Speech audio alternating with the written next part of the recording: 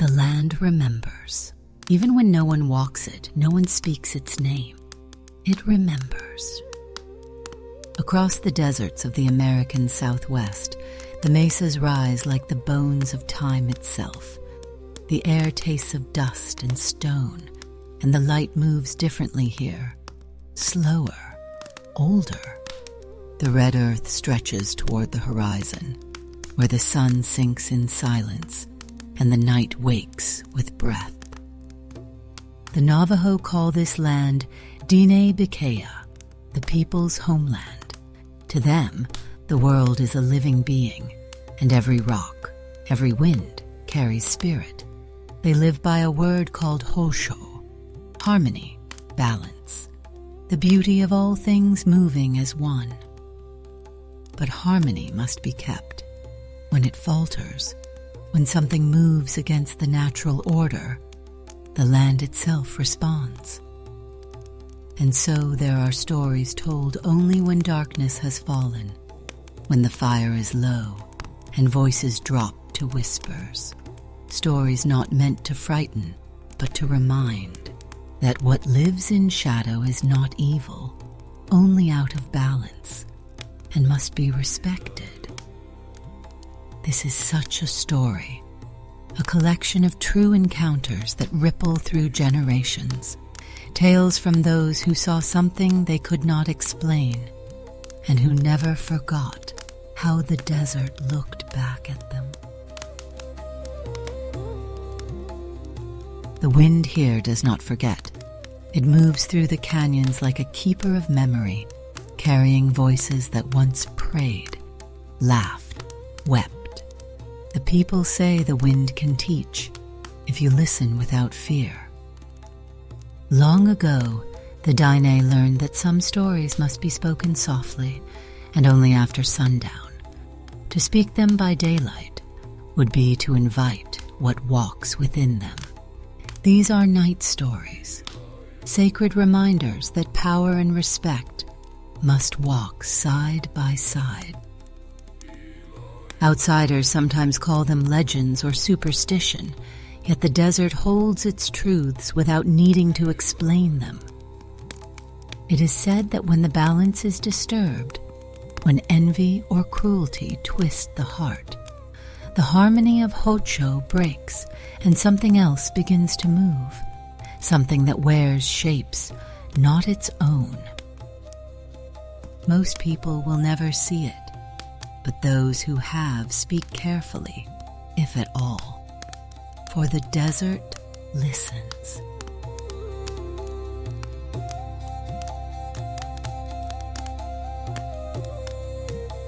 If you travel through these lands at night, you will see why such stories endure. The stars fall low enough to touch the cliffs. The moon hangs like a lantern above the mesas. In that pale light, even familiar things change. Rocks seem to breathe. The wind takes on voices. The road stretches for miles with no company but the hum of your tires and the pulse of your own heartbeat. Yet now and then, you feel it, a presence just beyond sight, pacing your journey, not threatening, simply aware. Elders say that the land teaches through fear. It reminds us to stay humble, to walk softly. To believe that we are alone here is to forget the first lesson of the desert, that everything is alive.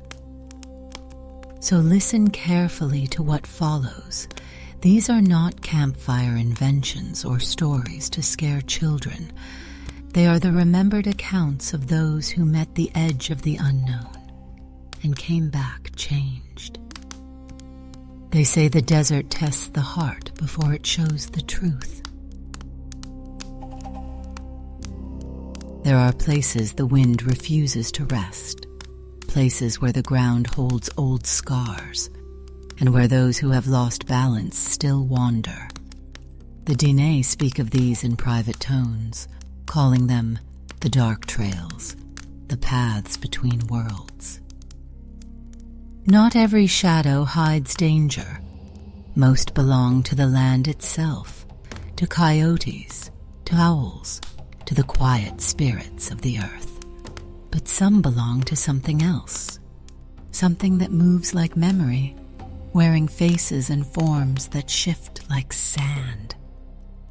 Travelers speak of hearing voices where there should be none, of seeing eyes in the brush that vanish before a second glance. The elders say to look away, to speak no name, to keep walking in silence, for what walks there listens too closely. Tonight, the stories you will hear come from those who did not turn away, who looked into that silence and saw it looking back. These are their memories, told as softly as the desert wind allows. It begins, as all such stories do, on a quiet road beneath an endless sky. A man and his cousin driving home from Gallup see something by the roadside, a shape at once familiar and strange. When they draw closer, it leaps the fence in one impossible motion, upright as a man. Another night, a lone driver slows to help an elderly woman walking the desert road, but she vanishes into the darkness with a speed no human could match. At a family gathering far out on the reservation, strange sounds circle a house, animal cries, lights flashing in the brush. Fear fills the air like smoke, and then silence. The desert breathes again, untouched, as if nothing had happened. Those who live there say it is the land reminding them to walk with balance, to speak with care, and to never forget that in Diné Bikeya, even the night has eyes. It was a moonless night when the old freight road cut through the open desert, a silver line running between worlds. Drivers who knew the route called it the Forbidden Road, not for what was seen, but for what was felt. A trucker named Thomas Begay had driven that stretch 100 times, the kind of man who trusted his headlights more than superstition, who said the desert was just desert, until one night changed his mind. He left Gallup just after midnight, his radio low, the air thick with heat that refused to cool. The world was silent except for the hum of his tires. Then, in the corner of his eye, he saw her, an old woman walking beside the road, her shawl fluttering in the wind. Thomas slowed, meaning to stop and ask if she needed help, but before he reached her, she turned toward the plains and ran. Not stumbled, not hurried, ran with a speed that no human body could match. Her shape blurred and was gone. The radio went dead. The truck's lights flickered once, and the desert swallowed everything in silence. Thomas drove the rest of the way without looking back. The next morning, when he reached the way station, Thomas mentioned what he'd seen. The attendant didn't laugh, just nodded slowly and said, "That's the road where the old ones walk." Later, Thomas told his uncle, who only listened quietly before replying, "Some things in the desert don't need our help. When they appear, you drive on." He never took that route again, but others did. They too spoke of shapes by the roadside, people, animals, things that changed when seen in motion, always between Gallup and the far mesa, where the wind runs like water. One woman said she saw a figure kneeling in the sand as if praying. When she slowed, it rose on two legs, turned its head too far, and watched her pass with eyes that gleamed faintly white. The land was never cruel, only aware. But on certain nights, it seemed to test the living, reminding them that not every path belongs to daylight. Farther west, the same road bends toward the canyons, empty miles where radio signals fade and even engines sound softer. It was there, years later, that another family found themselves followed by something unseen. They were visiting an aunt's home deep in the backcountry. The night had settled heavy, with no moon and only the occasional flicker of stars. The family sat around a small fire when animal cries began echoing through the brush. At first it was one voice, distant, familiar. Then another joined, and another, until the sound came from all directions. Between each cry, a flash of light, a single beam switching on and off, closer each time. The air thickened with dread.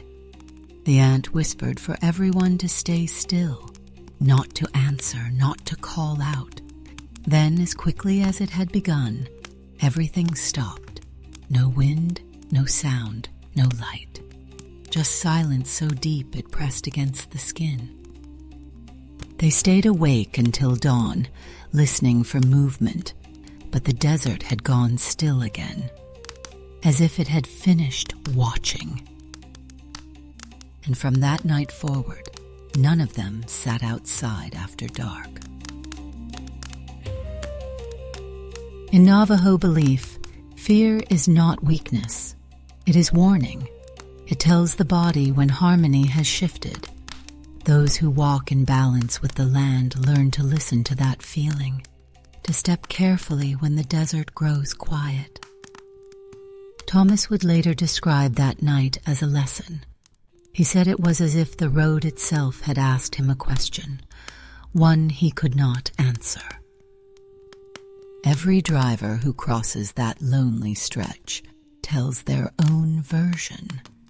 Some say headlights appear in the rearview mirror, though no other car follows. Others hear knocks on the window when they stop at the edge of the canyon to rest.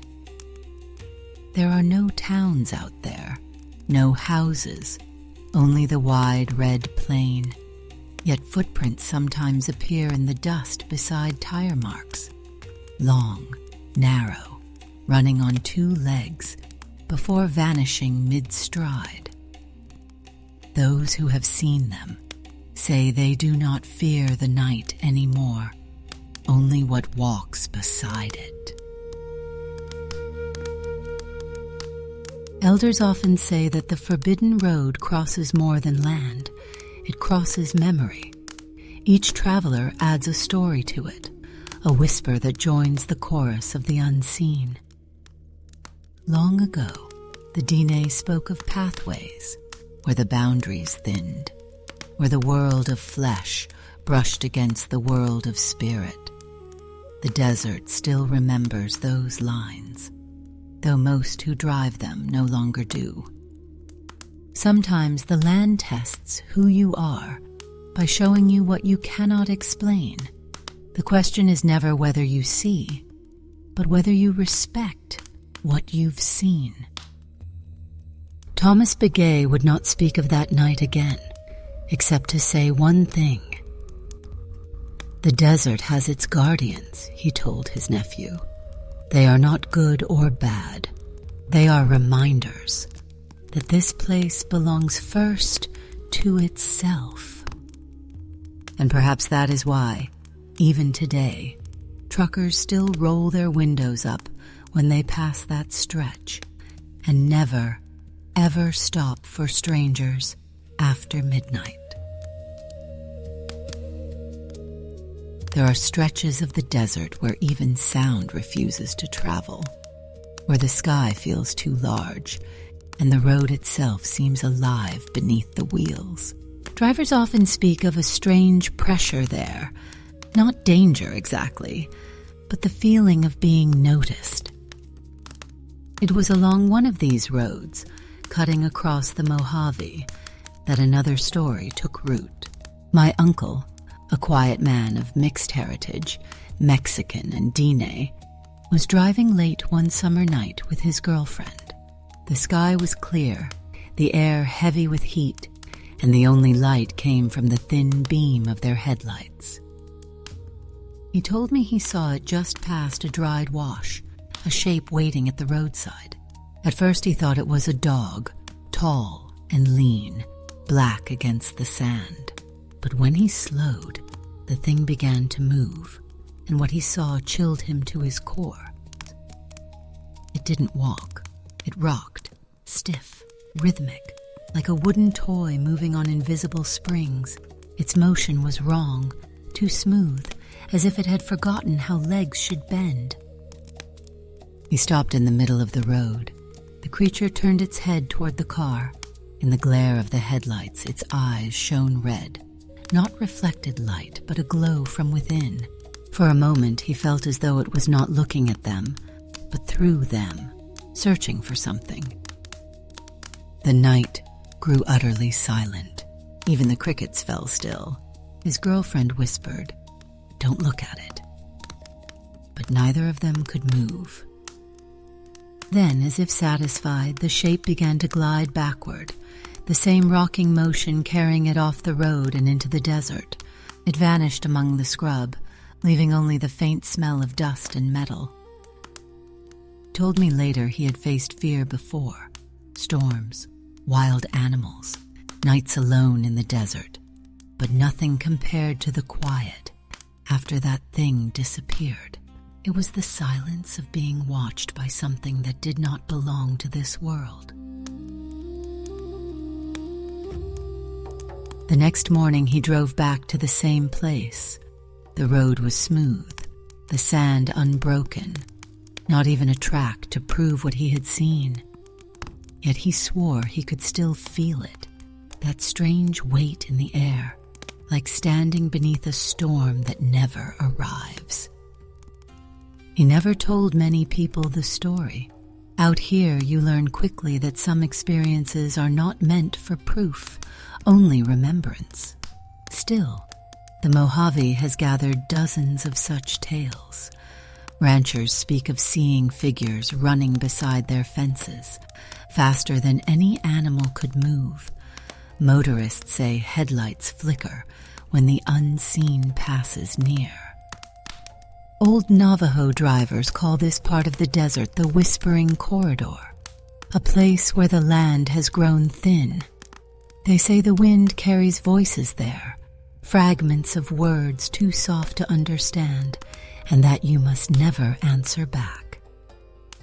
Those who forget that rule sometimes find strange footprints around their camps come morning, not the clean padded prints of coyote or wolf, but narrow impressions, too long, too straight, the mark of something walking upright. And always, when asked what they felt in that moment, each person gives the same answer: not terror, not confusion, but recognition, a sense that something ancient had brushed past them, reminding them that they were visitors on borrowed ground. When the desert chooses to reveal one of its guardians, it is not a punishment, only a lesson. To see what walks there is to understand, in an instant, how small we are, and how vast the night truly is.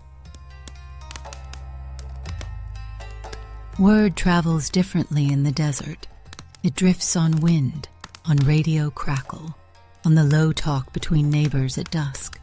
Stories move quietly here, until the land decides to listen. That winter, snow came early to a small farm on the northern edge of the reservation. The man who kept it had come home for Christmas, tending cattle while his parents were away.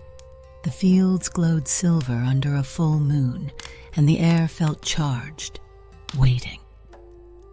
Near midnight, the herd erupted, a deep, panicked sound that sends instinct before reason.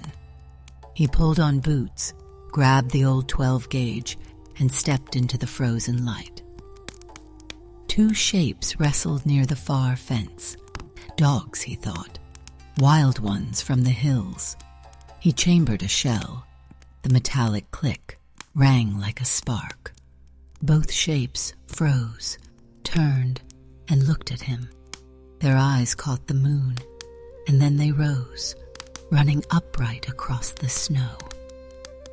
He could not move. The field shimmered, the world thin as glass. They vanished among the cottonwoods, leaving only wind. By dawn, the tracks were gone. The story, however, had already begun to tell itself. When morning came, the man searched the field again. Nothing. No paw prints. No blood. Only faint grooves, as if something skimmed the surface without weight. He felt small under that wide sky, a trespasser on land that had simply reminded him who ruled it. He told no one for years. Out here, silence can be safer than proof, but the story traveled anyway. Others spoke of similar nights, of animals that stood wrong, of shapes that learned the rhythm of human motion. Fear, the elders say, is not weakness. It is warning. It keeps harmony intact. When the hair rises on your neck, the land is speaking. Listen. Step carefully. That winter changed him. Every creak of the barn, every flicker of moonlight on snow carried a weight. He said later that he never saw them again. But sometimes, when the wind moved just right, he felt them watching from the tree line, not hateful, only aware. Far north, the land softens into woods and low hills. A grandmother's house sat there, half buried in earth, windows looking out toward a deep tangle of trees. One August, the family gathered, cousins, stories, the hum of summer crickets. They built a small fire and dared one another to walk the path behind the house. Two cousins set out without a torch, the dusk still pale enough to guide them. 5 minutes in, they rounded a bend and froze. Something crouched in the path ahead. Its outline was wrong, too tall through the shoulders, too narrow at the waist. It lifted its head, eyes flat and white as chalk. Where paws should have been, they saw hands, broad, jointed, ending in curved nails that caught the faint light. It studied them, silent.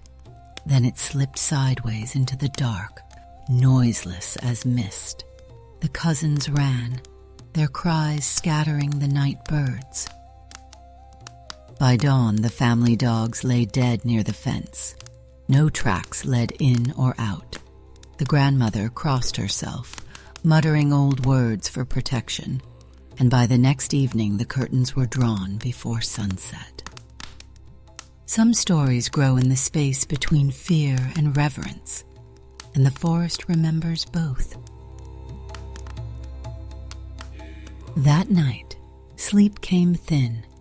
Around 2, a soft thud struck the basement window. The cousins sat up, hearts hammering. Against the glass, a face pressed close, gray, stretched, its eyes the same unblinking white. One scream shattered the stillness, and by the time lights filled the room, the window reflected only their own fear. Police found nothing. Yet even in daylight, the children swore they felt eyes behind the tree line. The house grew quieter after that. Dinners earlier, laughter softer, curtains always closed. Years later, one cousin told me the strangest part wasn't what they saw. It was the moment just before, when the night seemed to inhale. She said it felt like being noticed by the world itself. The elders might have called it a warning or a reminder to keep harmony. But to those children, it was simpler, proof that the stories weren't stories at all. Because sometimes what moves in shadow isn't trying to frighten us, only to be remembered. In the desert, even silence has a pulse. It thrums beneath the dust, carried in the heartbeat of those who cross it. One July night near Gallup, a woman finishing a move with her young son learned this truth. Their apartment lights were still on, boxes stacked by the door, when a flicker of motion caught her eye outside. Between two parked cars, something moved, tall, deliberate, keeping to the edges of light. At first she thought it was a stray dog. Then it rose slightly, not standing, but leaning as if to test the air. Its fur was the color of clay, its shoulders broad, its shape human and not. It paused in the beam of a lamp, and for a breath the world held still. It moved quickly, not running, but flowing from car to tree, trying to hide rather than hunt. She was within 15 feet, close enough to see fur ripple like muscle, to feel heat roll off it in the night's dry air. It never looked at her. It simply gathered itself behind the trunk, and the feeling that came with it was not threat, but warning. She slipped into her car, locked the doors, and drove away without checking the mirror. Later, her brother-in-law told her it couldn't have been what she thought, that some things, when they walk, cannot be seen at all. But memory doesn't reason. She still sees that shape when dreams go quiet, standing between two circles of light, reminding her that belief sometimes arrives after sight. Not all stories come from those who see the thing directly. Some begin with the absence that follows. A man named Patrick camped often in the canyons north of Flagstaff, his secret grove tucked between two arroyos. For days he fished and slept under cottonwoods, comforted by the chatter of coyotes beyond the firelight. One of them, he noticed, always stayed just far enough away to remain half seen, a glint of eyes, a shape in the corner of sight. When he broke camp and started the long, rutted drive home, the same coyote lingered at the edge of the wash. As his truck rolled onto the dirt road, it began to follow. He smiled at first, until it drew closer. At 30 miles an hour, it kept pace. At 35, it was running beside his door. Its front paws struck the earth with the rhythm of 2 legs, not 4. He looked again and saw tattered buckskin at its hips, fur wrapped like clothing. The head turned toward him, a coyote's face over a human body, mouth open in what might have been a laugh. He pressed the accelerator. The truck bucked through dust and sage, but when he dared a final glance, there was nothing, just the empty road curling back toward the grove. Patrick never returned to that place. He said the trees had grown too quiet, as if they had been listening all along. These encounters, scattered across deserts and forests and lonely highways, all carry the same pulse, that shift in the air when something ancient crosses the path of the living. The Navajo elders call such moments reminders, not curses. The world, they say, keeps balance through memory.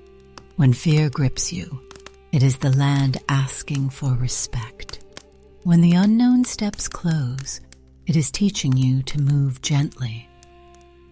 The people who have seen these things do not boast. They speak in lowered voices, careful with words, as if language itself could call what listens in the dark. They do not describe monsters. They describe presence, something aware, patient, and entirely certain of its place. Perhaps that is why these tales endure. They are not about evil, but about boundaries, about how thin the world can become when pride forgets to bow. As the elders say, the land remembers every footstep, every voice, every glance into the night. The question is whether we remember it in return. There comes a point in every journey where questions grow heavier than fear. For me, it was after hearing one story too many. After the road, the farm, the grove, each whispering the same uneasy truth. I drove south through the mesas, the red dust swirling behind like smoke, until the desert opened into silence. An old woman lived there, her home built of stone and memory.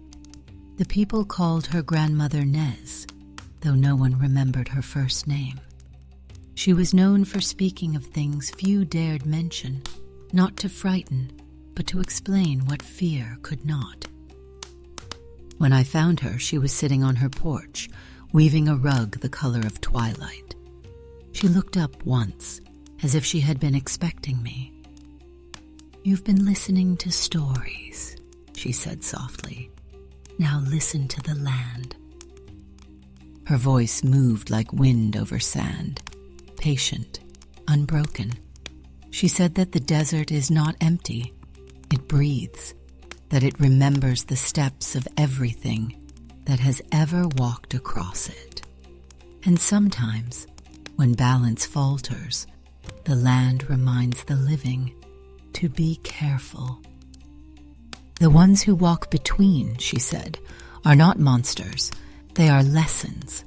When people forget who they are, when envy or anger twist the heart, the balance shifts and something must walk in that shadow to set it right." She told me that long ago. Stories like these were never told for entertainment. They were warnings, songs of respect. Children learned them at night by firelight, to understand that power without balance is danger, and curiosity without humility is a doorway best left closed. "People think the dark is evil," she said, fingers working the loom, "but darkness is only the space where light rests. Fear keeps you from walking too far, from taking what isn't yours." I asked her if the stories of shapes and voices and watchers were real. She smiled. "Real," she echoed. "Everything is real, to the one who believes it." The wind shifted then, carrying the scent of sage and rain. She stopped weaving, eyes on the horizon. "Out there," she said, "are spirits that have forgotten their own names. When you see them, you do not stare. You offer silence and let them pass." Her words felt heavy with time, like stones polished by endless water. I realized then that what frightened us most was not what we could see, but what we disturbed by looking too closely. I asked her why the land shows itself to some and not to others. She laughed quietly, a sound like leaves brushing together. "The land chooses who listens," she said. "It knows hearts that still carry wonder. It knows who forgets to bow." She told me of her grandfather, a medicine man who once spent 4 days alone in the high desert, fasting and listening. On the 4th night, he saw lights moving across the sand, not fire, not stars, but something older, searching. He did not chase them. He knelt and prayed for balance, and the lights faded like mist. "The desert tests pride," she said. "It asks if you are willing to see without owning, That's why some meet it in fear, and others in peace. I looked out toward the mesas, their edges glowing under the setting sun. I thought of all the voices I had heard, the trucker, the rancher, the children by the creek, each one touched by something vast and unseen. Perhaps the desert had spoken to them too, the way it was speaking to me now, softly through the silence between words. As night fell, she built a small fire outside the house. The flames licked low, painting the sand in gold. The stars came early, scattering across the black, like beads spilled from a basket. Grandmother Nez placed a cedar on the fire, and its smoke curled upward, carrying a scent that felt older than language. She said the smoke feeds the sky, reminding it that the people below still remember their place. You see, she said, we live between breath and memory. The ones who walk at the edge, the watchers, live there too. They are what happens when balance tips too far. But when we live rightly, they rest.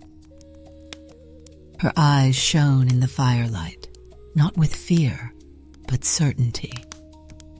The stories you've gathered are true, she said, but truth is not always comfort. Sometimes it's just a map showing where the world is thin. I sat with her until the fire sank to embers. In that hush, I understood that every story I'd heard was not about monsters, but about remembering how to walk the earth with care. Before dawn, I prepared to leave. Grandmother Nez stood at the doorway, her shawl drawn close. Take what you have learned, she said, and speak it kindly. Fear is heavy. It must be carried with respect. She gave me a small pouch of sage and corn pollen. For protection, she said, and for humility. I thanked her, though words felt too small. As I drove away, the desert stretched wide, pale under the first light of morning. The mesas glowed like sleeping giants, their shadows soft. I felt the weight of every story, every name, every glance into the unknown. I realized then that the land had been teaching me all along. Each voice, each sighting, each silence was part of the same lesson, that harmony is not given, it is earned. And somewhere in the distance, beyond the reach of the road, I thought I heard the desert breathing again, slow, steady, alive. When I looked back one last time, the house had already disappeared behind the rise. Only the smoke lingered, a thin thread rising into the endless sky. I thought of Grandmother Nez's words, of balance, of darkness as resting light.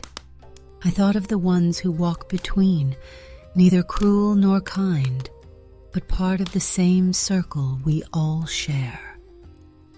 The desert did not feel haunted anymore. It felt sacred, aware, immense. Every whisper of wind, every shifting grain of sand seemed alive with memory. And I understood then what all the stories had been trying to say. The world is deeper than sight, older than language, and everything that breathes within it, man, beast, or spirit, belongs to the same endless song.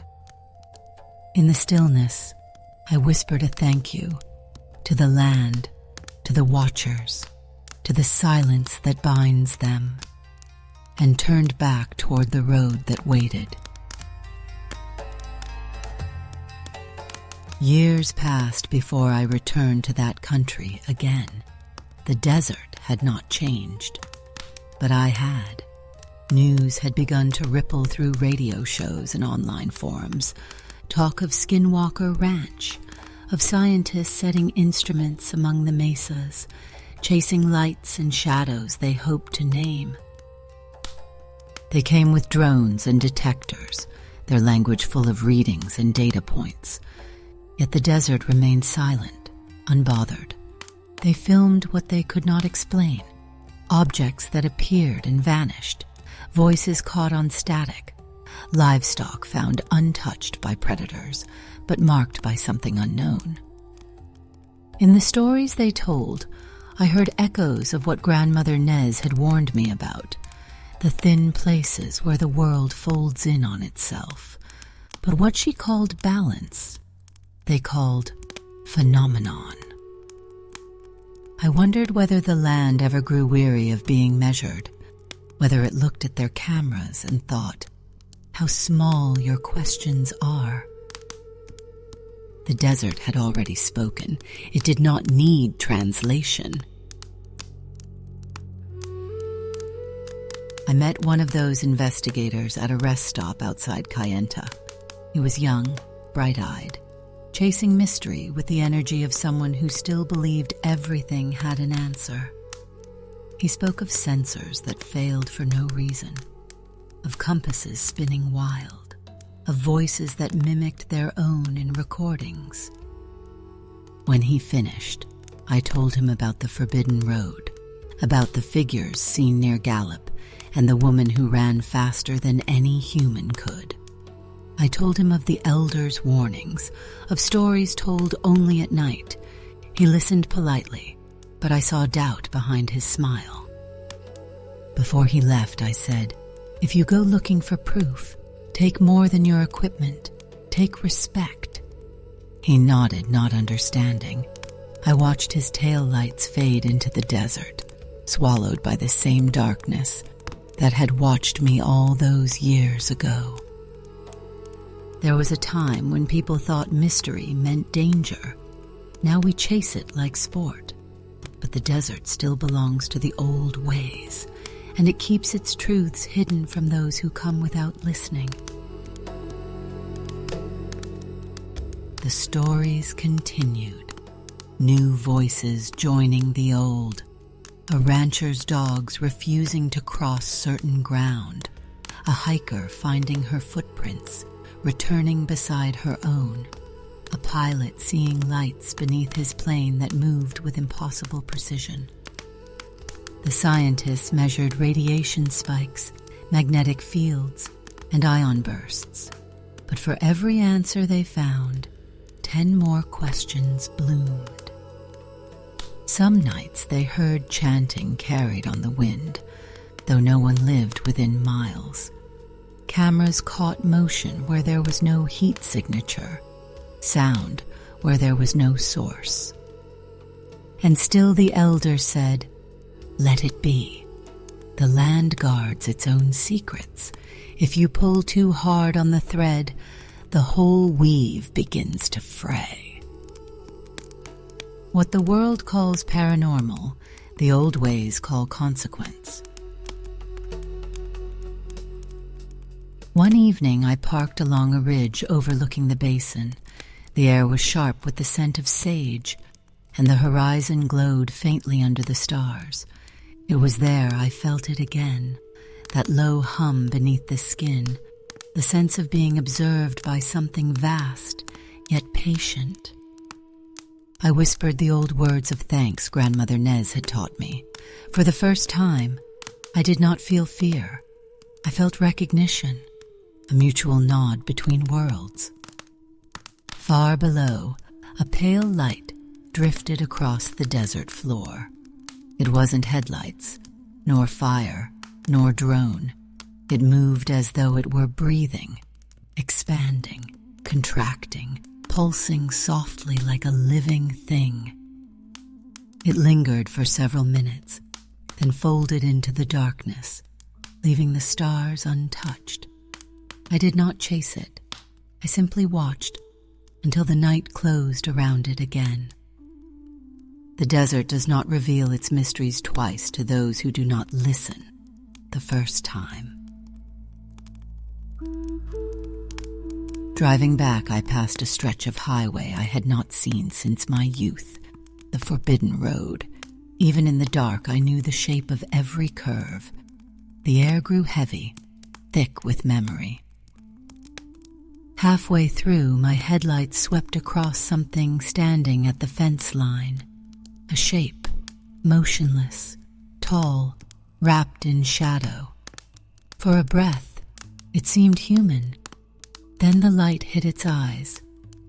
2 faint, amber reflections.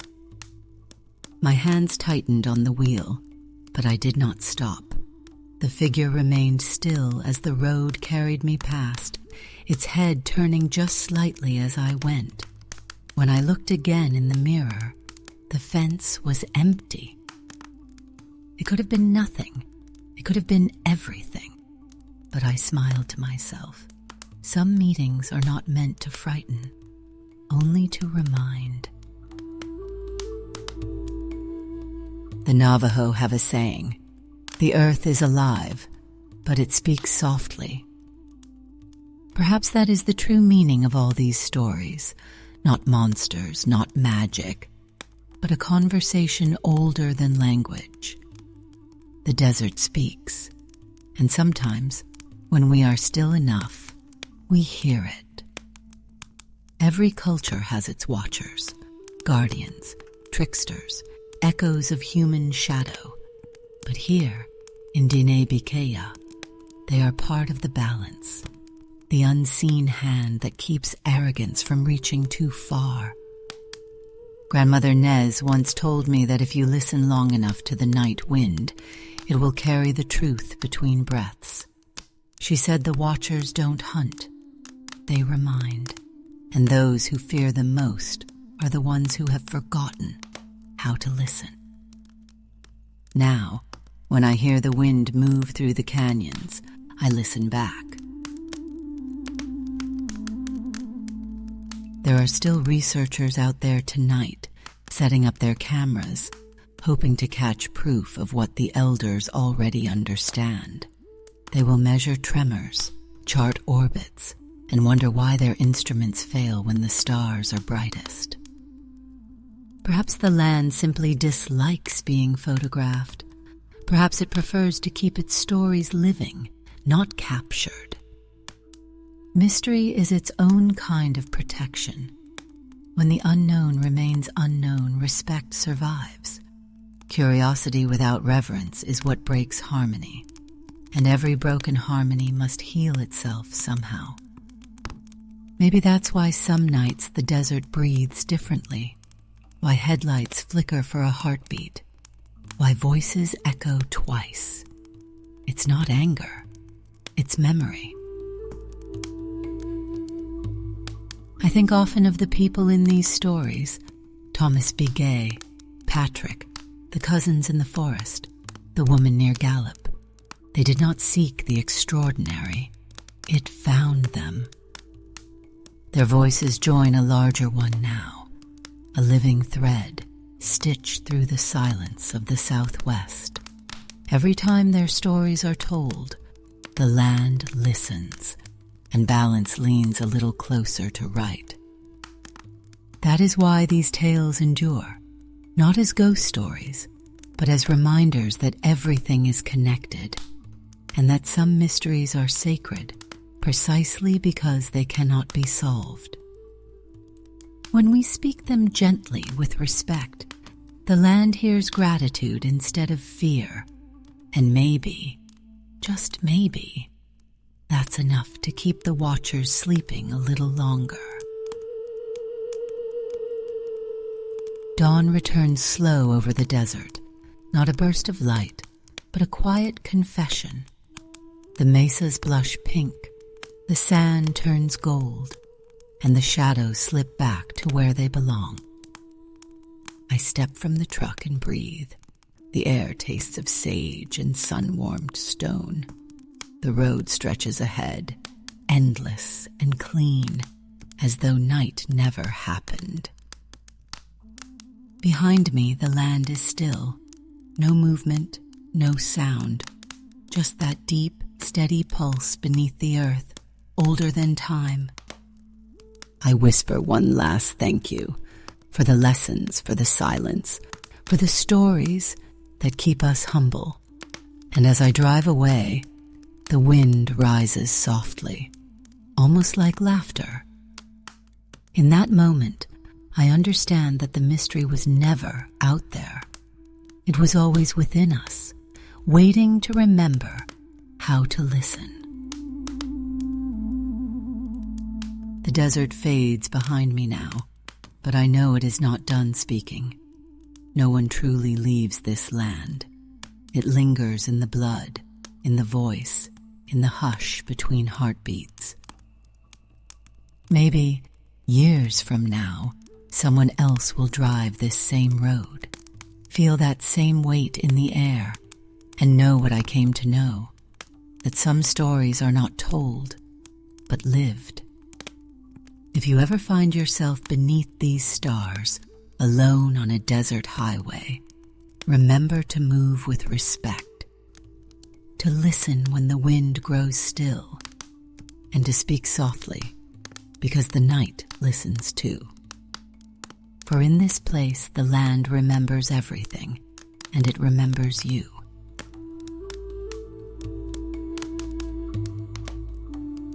Thank you for walking this path with me through the quiet deserts of the Southwest, for listening with open heart to the whispers carried by the wind. If you felt the pull of these mysteries, the peace, the wonder, and the unspoken stories that live between worlds, I invite you to return again. There are more roads to travel, more voices waiting in the dusk.